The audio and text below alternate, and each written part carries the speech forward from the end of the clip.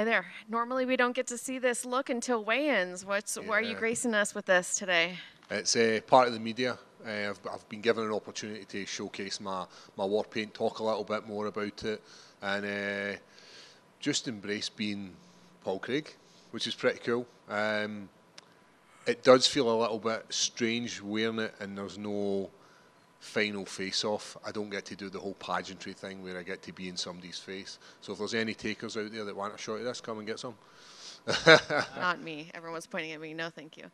Have you run into your opponent yet here with the face done up? I haven't seen him today. I think we're pretty much coming to the end. Been here for about 9 o'clock, just doing bits and bobs, but he'll see it. He'll see it coming. How long does it take to get that off at the end of the night? When I do it, it takes less time, but I imagine when a makeup artist does it, there's a little bit nicety in it, so I imagine it's going to take a lot more scrubbing to get off. One of the first times I ever did it was done by a makeup artist, and it ended up I had like a blue eye like for the fight. So if you watch back my first fight against Henrique de Silva, you can see I've got this nice blue eye. It just makes it sparkle. I bet that freaked your opponent out a little bit. Well, that's part of it. You know, Scottish people rock this paint when they're ready to go to battle, or ancient Scottish people. So I'm carrying that tradition on. When the Scots are ready to go to battle, we rock it. We've seen Chris Duncan rock it as well, so definitely starting a trend. So can you talk to me a little bit about this fight week compared to the last fight week? That was your first one at middleweight. How is it feeling now? Do you feel like you've gotten into a groove yet? Yeah, although it was my first time making middleweight, it was officially. I had already made it prior to that. I'd made it twice, just to make sure that the cut we were able to function and perform at our best ability. Because the last thing you want to be doing is spending all this time during fight camp making the cut, and then you can't perform. So we've made it a few times. We had the gold standard in London, and that's the way we've been running this kind of thing. So if we can hit all the same numbers, all the same milestones, then we'll be able to make middleweight and perform at the best of our abilities. Right now, we're bang on the money. We are sitting at gold standard. With regards to everything else, like speed, power, all these attributes that help me be an athlete, they are through the roof at the moment. Everything is going so much better than it was in the previous camp. So it's a positive place to be as a fighter. Do you wish maybe you had made that move sooner, or do you feel like the timing was perfect? I've thought about this a lot. Being a 35-year-old man, you know, I've seen some things, done some things, I've got some experience, I've learned my lessons through doing certain things. If I was a 25-year-old version of myself, I don't think I'd have the discipline or the commitment or the drive and determination that I have now. So I think it's came at the right time, and I know it's like hindsight, like, oh, how good would it have been to be a middleweight as a young up-and-coming prospect? Now, how good is it to be a middleweight as a 35-year-old Beardew? That's more scarier than a 25-year-old Paul. Can you talk to me about your opponent? What do you think of the matchup? I think it's a great matchup. Like, very rarely do you get the UFC making bad matchups, or you look at a card and go, oh, he's losing or he's winning. The UFC match make it so well, and when it comes to the night, it's what makes the shows so great. This is one of these battles where a lot of people are saying like it's going to be a grappling battle. I don't believe that. I believe this battle is going to be very much a stand-up battle. Who's going to control the distance? Who's going to control the octagon? And then from that, who's going to capitalise with these heavy shots, imposing damage, imposing will, and then from that, it'll be then ended on the ground. So it'll be one on the feet, ended on the ground. And, you know, I know that as a fighter, you're going to get criticism from fans, you're going to get criticism from the media, and even other fighters. But there was a recent interview with Moicano where he said that you had terrible striking. And I'm wondering what your thoughts are, if you have a message for him, but also how different it is to hear criticism from somebody who actually fights. Yeah, you know, when fighters or MD gives you any criticism, you obviously want to show them that they're wrong. But until you've had any of this smoke, like, you can't just sit there, regardless of a fighter. If you catch these hands, you'll know how good my striking is. And we've showed glimmers of hope in our striking, and we don't need to be a good striker. All we need to be is a good jiu-jitsu practitioner, and we've showcased that as a light heavyweight. We've beaten some of the top grapplers in the light heavyweight division, and then we obviously beat Munoz, who's a very high-level grappler. So when it comes to showcasing my talent, like, I've already showcased that. How many guys' arms has he broken? And last question for me. There was a big light heavyweight fight last week, and I know you're not in the division anymore, but what were your thoughts on that title fight? I always keep my eye in that division because that's where I cut my teeth. And as I get older, maybe there's an opportunity for me to go back there. When I'm looking at these guys and I'm seeing their groundwork, because I'm very much a jiu-jitsu practitioner, I see opportunities and I'm thinking, right, they're very dangerous at striking, they're very strong, they're very powerful, but their ability to jits with the best is not there. And it fills me with hope. Thank you. Hey, Paul. How you doing? 16 fights in the UFC, first main event. How does that feel? I had no idea it was 16 fights in the UFC, so it's time flies. I've had more fights in the UFC than I have outside the UFC. I've definitely cut my teeth in the UFC, learned my craft, improved my craft, became a much better version of a fighter, if you will, and I'm only getting better through every single fight camp. It's a great opportunity to be the first Scottish fighter to headline a card. Like, that was one of the goals I set way back when I first started doing MMA, was like, I would love to headline a UFC. I would love to have the UFC title. And I think the other one was I wanted to be part of the computer game. Now, within a couple of years, I've ticked all the boxes, and then it's now about resetting new goals and then getting closer to that title. Like, I know it's close. I know I'm in the mix. I've been given an opportunity, but what you can't do is look past your opponent who's standing in front of you. If you look past and be like, right, I'm going to get this guy, and then get the title, then you're going to miss the moment that you're in at the moment. So I need to be focused on Brendan Allen, who, as I said, very good MMA practitioner, but it all comes down to Saturday night. Is it even more special? Like you said, you know, you're older. You're the second leg of your career. You're in a new division. Does it just feel even more special that you're finally getting your first UFC now, or your first UFC main event now? It would have been great to do this as a 30-year-old man and cut my teeth a little bit earlier, but I appreciate things so much more. The fact that I am 35, I reckon I've maybe got about 6 to 8 fights left in my career, good few years left in there. So it's much better now that I'm a 35-year-old man and I can enjoy this this legacy I'm leaving behind for Scotland.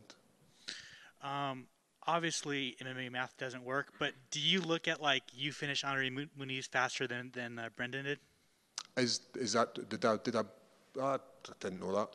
I think he subbed him as well, didn't he? Whereas I stopped him with, so the jiu-jitsu guy didn't sub him, but the striker or the wrestler subbed him. MMA maths is one of these things. Like, if we had to do that, then I would have been an elite heavyweight champ, which I'm not. One it comes down to stylistically match up. Like, I've watched a lot of footage of Alan Way's jiu-jitsu, and I see he makes mistakes, but he also does some very, very good things as well.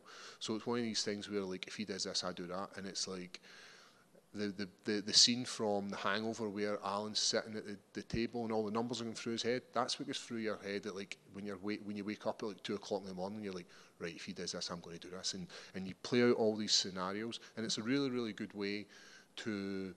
It's visualization. It's part of like the sports psychology that we use to improve and be prepared. So you use it as a third person where I'm watching myself, demonstrating what I'm going to do, and then I'll do it from my vision as first person. So it's a really, really good thing to use that MMA maths and be like, right, he's definitely going to do this. I'm going to do this. Obviously, you're in a new division now, but like, how does it feel to have wins over Magomed Ankalaev and Jamal Hill? You know, Magomed everyone believes he's probably the best light heavyweight not holding a title, and Jamal is a former champion. Just like you have wins over both of them. How does that feel? It feels good, and it's like I can probably dine out on that victory against Ankalaev the rest of my life.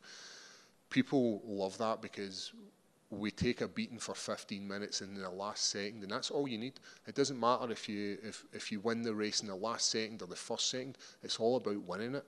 And people are like, aye, but you didn't win. But if you look at my record, I did win.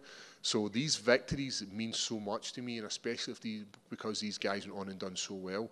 Like when I think about the people who have fought in the top 10 of the light heavyweight division, like Krylov, like Ozdemir, like Johnny Walker. I've fought the who's who of top 10 in that division, probably more than any other person in the light heavyweight division.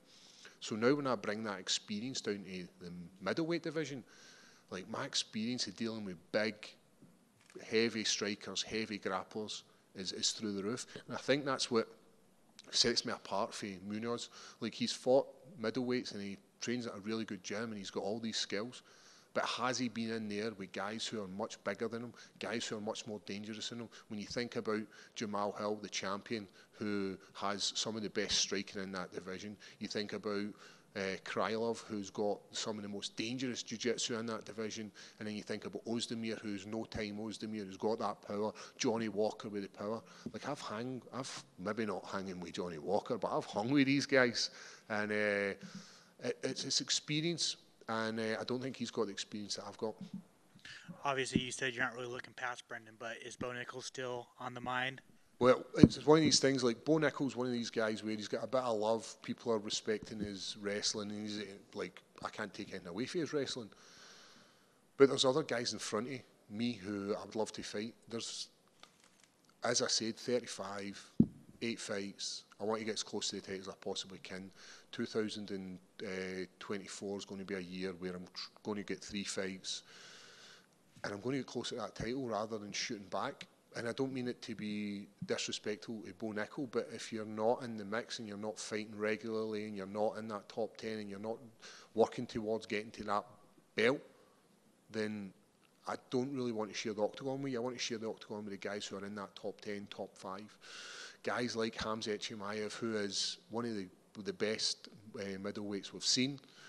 Skill-wise, he obviously put a pace on his last fight against Usman, and he looks great, but I believe my skill set against these guys is different for everybody else in the division. That ability to pull a submission or that ability to lay heavy ground and pound and win a fight is what makes me different from all the other middleweights. I've always wanted to know this. Like during fight week, you're so calm, you're so nice, but when you hit that face-off, it's one of the most intense face-offs in the UFC. How do you get in that mindset just for that moment? It comes down to the crowd. It comes down to like what you're feeling and with the emotions. It's a very emotional game, being a UFC fighter. It's highs of highs and the lowest of lows. There's the added ability of not having any calories. There's the water manipulation. There's all these kind of things, and you need a little bit of fire. And I think it's great. I think it brings the best out in me, and it brings the best out in my opponent. They normally do one or two things. One is they allow me to impose my will and impose my frame, or 2, they decide to come at me, and that makes it so much better, and that gives me that little bit more fire, and that's like, yeah, we're going to get this on Saturday night. And even when it comes to that Saturday night, even that when Bruce Buffer calls my name and I'm walking to the octagon, the centre of that, controlling it, imposing my will, same again, that's the stuff I love about this sport. I love the victories, but I love all these wee kind of moments that will last a lifetime with me. And finally for me, is Braveheart the best war film ever made? Braveheart the best war film ever made? Oh, that's a toughie. No, definitely not. It's Lord of the Rings. Has to be. Love it. Thank you. I want to ask you about one of your teammates and training partners, Stevie Ray. He recently called it a career. I mean, he said he's going to stay around in the game, coaching the kids. You know how he's doing? Yeah, he's doing well. He obviously had fought in the PFL twice. A decorated UFC veteran as well. Like one of the best Scottish fighters we ever had. But he's obviously taking up some wear and tear through his knees, and it's probably the best time for him to leave the sport as MMA. But fighters never stop fighting. They're always fighting for something, be it working with kids or be it working for BJJ. Like we've seen him, he's got an amazing victory over Paddy Pimblett with a flying heel hook. I'm not sure if you've seen this. I'm sure it was on Polaris or one of these high-level grappling shows where Stevie Ray puts a pace on Paddy Pimblett, and he's going to do the same. I think he's fighting the same night as me. Still comes in, still get rounds with him. He's now went from being in the 80s to being in the high 90s, because when fighters stop fighting and they've stopped with that focus of needing to make weight, needing to watch their calories, they kind of just like to eat, and that's what Stevie's been doing. So he's been a really good training partner for me in this camp with regards to size and our body, and the ability to roll with Stevie's it's an honour. That's great to hear. And I saw you said that you ticked off a lot of your goals that you had when you came into this game. I'm assuming one of your next goals is to maybe possibly headline an event in Scotland or do something out there with the UFC. Yeah, that's like the ultimate dream for me is Scotland. I've fought there. I've fought in Glasgow once, and that was UFC Glasgow, and it resulted in me getting knocked out. That was my third fight in the UFC. I was very green. I had very little experience of fighting in an octagon in front of a crowd.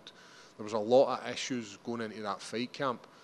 Like, I get knocked out, there's nothing you can say about that. Like, it's just one of these things that I had no idea what the UFC was. And roundabout after my second and third fight in the UFC, I didn't think I was going to be a UFC fighter. I didn't think I was the caliber of a fighter that should be in the UFC. And then after my final fight on that contract and getting the victory over Ankalaev, it resulted in me then having a little bit more confidence. And then each contract, each fight, my confidence is building to now, as I said, being an older guy in the division with the experience and the time to hone my craft. It's made such a difference. But to go back to Glasgow and rectify that loss would be a dream come true. I'm hopeful that within the next couple of years I'll be headlining that show, and there'll be a poster with the blue background, with the salt tire, with my face painted the way it is. That's like my ultimate dream now, is to hit that. I would love to have the belt, but that's going to happen first before I get the opportunity of the belt. Awesome. Yeah, with the UFC traveling back, I hope it can happen. Thank you so much, man. Hey, Paul. How you doing, man? Yeah, good, thanks. And you were saying earlier on the show that you're the first Scotsman to headline a fight night here, and with Tom Aspinall's recent championship win and Leon Edwards being a champion, what kind of does that say about the strength of UK MMA at the moment? Yeah, UK MMA is well behind in the US. The US have got this, because it's most of the events are all USA based, so they have reasonable times to watch it. And I think that's one of the downfalls in UK MMA, because we maybe get 2 or 3 cards a year that are a reasonable time, be them in Europe or be them in Australia or Abu Dhabi, wherever they are. But when you watch them, how they're meant to be watched, in a crowd with fans discussing what he should have done, what he could have done, how you would have done it, that's how it's meant to be watched. I was lucky enough on Saturday there to see Tom Aspinall win the belt in a pub in Las Vegas, surrounded by fight fans, and the place erupted when Tom won. And it's like, it fills me with hope. And the fact that Tom's a champ, Leon Edwards is a champ, we've got some cream of the crop rising in Europe as well as the UK. I believe there's opportunities for a huge card in the UK, an arena tour, maybe like a stadium, get all these guys over, numbered event, sells out, and it pushes the sport to the next level in the UK, because that's what we're needing. The sport has grown from strength to strength in the UK, but we're needing these big shows like the Leon Edwards London card, like the Molly McCann, Paddy Pimblett, the after lockdown London card. But they need to go to different places. They need to go to Manchester. They need to go to Birmingham. They need to explore the whole UK. And I get the fact that the UK doesn't have the events like the US does, but sometimes it's worth to take a hit in the pocket to push a brand and make it massive in another area. I was going to say, because you fought at the O2 Arena quite a few times, and it just seems like we've heard from Dana White and I think Dave Shaw that the UFC, they feel like the forte is with arena shows, but we know they've done a stadium show in Australia. Yep. Surely it's only a matter of time before we get a stadium show like the Millennium Stadium, Old Trafford, or the Tottenham Hotspur Stadium. Would you want to kind of push for that as well? Because we've got so many big stars over in Britain that could, you could even have 15 matches and they'd all be household names. Yeah, when I first started getting into MMA and watching the London cards or the Manchester cards, we only like one or two people on these cards, like Michael Bisping. And the cards were not built with UK fighters. But now when you look at post-lockdown and you think about the UFC London cards, they've been stacked with UK talent, and it's just pushing that brand. So yeah, I'm looking forward to seeing what's going to happen in the UK. And I'm on the wave of this. I'm one of the last guys that'll be part of this, because the next generation of guys that are going to come through, it's going to be a well-established UK scene. Speaking of the next generation, it seems like there might be a bit of an open goal for UK MMA, because in British boxing, like the bigger fights and bigger names are fighting in Saudi Arabia and not in the UK. Anecdotally, do you think there's more like Scottish kids, Welsh, English kids turning to MMA rather than UK boxing? Because UK boxing might not be delivering in the UK, even though it might do in Saudi Arabia, not like UK MMA is. Well, if you think about, I grew up in the 90s and we had some of the greatest boxers of all time coming out then. And I'm not saying the guys aren't great, but we had the best fighting the best. Whereas now there's guys who are not fighting who they should be fighting in their divisions. They're maybe going about, jumping about, catching all these different weight class belts because there's so many of them. There's I'm not saying corruption with judging and all this kind of stuff, but there's issues in boxing at the moment, and it's kind of festering away. Whereas if I'm a young up-and-coming guy and I'm seeing this sport of MMA where there's so much more elements to this, I might not be the best striker, but I could be a really good jiu-jitsu practitioner. I could have done judo. There's all these different elements that are going to makes the sport of MMA so much more appealing to the next generation. Whereas boxing's kind of, I'm not saying it's dying because it'll never die, but it's went from being this massive sport in the UK or even the world to now kind of taking a back seat to MMA, because MMA is putting on the best cards. When you think about a boxing card, you've maybe only got about 2 or 3 fights that you're like, oh, I'm really interested to see this fight. When you think about MMA, from start to finish, these cards are well matched, and it's the best fighting the best. You want to see the number 1 guy fight the number 2 guy, then that's what you're getting. And you're getting that week in, week out. You're not getting that once every 6 months. And then there's this new thing that's happening in the world of combat sports where you're getting 2 guys who can't fighting. And that's ridiculous. People are paying money to watch 2 amateur, they're not even amateur fighters, 2 stars fight each other for the purposes of they believe it's entertainment, and it's destroying boxing. When you think about the YouTube stars who are fighting each other or the celebrities that are fighting each other, they're just killing boxing, and it's just going to push the brand of MMA, UFC to the next level. Well said. Thanks, Paul. You mentioned about how you wanted to make a push towards the title. You want to push one last one. He's in the UFC ranking. He's 10. You're 13 right now. Is just getting a win enough to sort of propel yourself above him, or do you really need that definitive finish or win to really get into that top 10? Yeah, every time you fight, if you just go to the judges, that's not entertainment. This sport, first and foremost, is about entertainment. The fighting element is an add-on. You need to be entertainment. You think about the guys who are jumping divisions. You think about how Jamal Hill got his title shot. He's entertainment on the camera, off the camera, regardless if he's fighting or not. He's an entertaining guy, and that's why he managed to get that jump. And the same for when we think about Sugar Sean. Like, he wasn't naturally next in line for the title shot, but because he's entertaining, he jumps the queue. You think about like Tom Aspinall jumping the queue. Like, all these guys who are entertaining and putting on performances get an opportunity. So it has to be a performance. Going 5 rounds on Saturday night doesn't cut it to automatically get yourself into the top 10.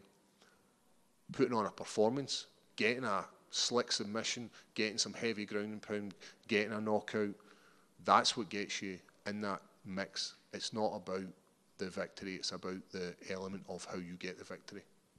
And last one, me, silly. like he said, we've seen you for 16 fights in here. It's crazy because when we first saw you, I don't think any of us could understand a word you were saying, and now we hear you, and we have no problem hearing you at all. So did we ruin your accent, or has your accent just sort of colonized to America a little bit more so? I think it's a bit of both. I think one of the things I had to do was slow my accent right the way down. My accent I still believe is relatively the same, but I've just slowed it down so you can actually pinpoint the word, and it's like, right, I get it.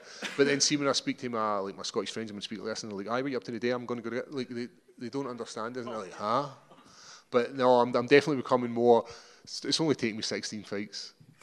I've told this story before, but when I fought in Sao Paulo, and they were doing the in-ring interview, and they were like, right, if Paul wins, we're going to get a translator. And they're like, sorry, what? And I was like, no. And they said, well, they won't understand you. I went, you're not translating from Scottish to English. Like, I'm going to say, I had a really good experience. This guy's going to be like, he had a really good experience. I'm like, there's no hope in hell that I'm allowing you to give me a translator for this. This isn't happening. But no, it's been some journey when you say 16 fights. And I think somebody tweeted the other day saying there's only been 400 people who main evented, have been the main event. So 400 people, and I'm one of 400. So like these are all the things that I love about this sport. It's about being the first to do something, or having the UFC game, or being one of the Panini cards, or headlining and doing all these kind of things for the first. I love, and representing Scotland. Like the UK scene is obviously getting bigger, but the Scottish scene, I want to try and push that, and I want to be the guy that's the MMA fighter for Scotland. It's funny you mentioned the translator. I don't know if you remember this story. Once after your first fights, I found you in the airport and asked you to. I played the video and I said, "Can you tell us what you were saying?" I know, I remember it. I do remember it. You come up to us and you were asking what it was I said, and it was like, I was like, "Ah, it's this," and you're like you still didn't know what I was saying. So it's funny, but I've definitely slowed right down. I remember looking back at one of my interviews and I was talking about John Jones, and I've obviously got a little bit of elation for the win, you know. There's all this pressure being the first time you fight in the UFC, and I'm just rabbiting on, and I can just see people like shaking their head at me like, no idea what's going on here. Can you teach us some slang? Some slang. The one all the Scottish guys use is aye. We use aye, like, so aye is yes. So like, are you going out tonight? Aye. Well, I knew that. I watch Outlander. Come on. Well, I've never seen Outlander. What? I've never seen it. You have to go to your hotel and watch Outlander. And watch it. I think I'll be doing much better things when I go to my hotel than watching Outlander. That sounded dirty, didn't it? Your mind's in the gutter. If you've got a lady friend with you, she'll like Outlander, and that will help for other things in the hotel later. Oh, does it? Right. So I need to get a lady friend, and I need to get some Outlander on the go. I got it. Can you do an American accent? I can do my. I've got a few accents I can do, and every time I do it, I can like see people cringing. So one of my favourites is Arnold Schwarzenegger. Like, oh, you got to get to the chopper. You must drink the monster. You know what I mean. Another one I can do is, well, I think I can do them. I've actually never listened to myself and thought, that sounds terrible. The other one is Christopher Walken. Hey, you gotta, it's been up my ass for 2 years. You know this, the monster, you know. Sometimes you get it right up in there, and it's good, you know. When it's inevitably cut and your face will be painted. And I'm like, and then somebody's like, it's up my ass for 2 years. And I think that's pretty much all my accents I can do. Can you do one of Dana White? I don't know, but so people always ask me, they're always like, Paul, what is Dana White like? And I'm like, I've only ever spoke to Dana White like a handful of times, but he reminds me of Tony Soprano. He's like when I see him, I'm like, that's Tony, that's the boss. But I probably could never do a Dana White, and I'm probably going to walk off here, and if I did an accent, I'd get huckled. So no accent of Dana White. But cheers for the time, guys. That is. That's good. Thank you. I just wanted to say, you mentioned the Panini card, the main event, all that good stuff. I think you're the first guy to have the war paint at a media day. That might be a first too. It is. That's what they were telling me. They was like, they've never ever done that before. So this is the first time that somebody's come up here and done it. And I did all the pictures. So all the next lot of media stuff's going to be in the war paint, which is like I feel privileged. I feel honoured to be the first to do that. And there has obviously been guys like Kamara Usman paints his face. Potan paints his face, and then we obviously had Kutilaba, who paints his whole body green. Like he's like, "What, you're painting your face?" Aye, I'm going body, and I don't think you can top that. Aye, I like it. Guys, have a lovely day, man. I'll see you all soon.